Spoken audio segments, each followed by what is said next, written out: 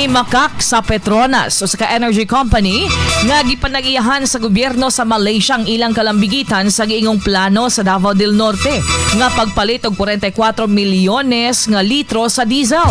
Kinisubay sa pahayag nga gipagawas March 29, 2026. Diin giingon sa kumpanya nga wala kini kahibaw o walay partisipasyon ng maong kasabutan o wala usab kini mipirma og bisan unsang kasabutan o commitment nga may kalabutan niini.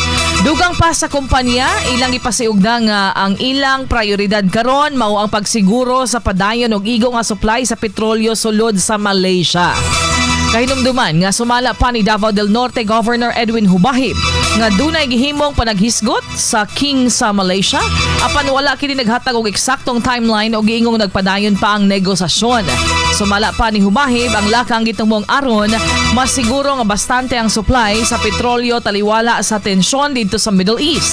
Sa kasamtangan ginapaabot pasab ang tubag sa gobernador kalabot sa maong hisgutanan.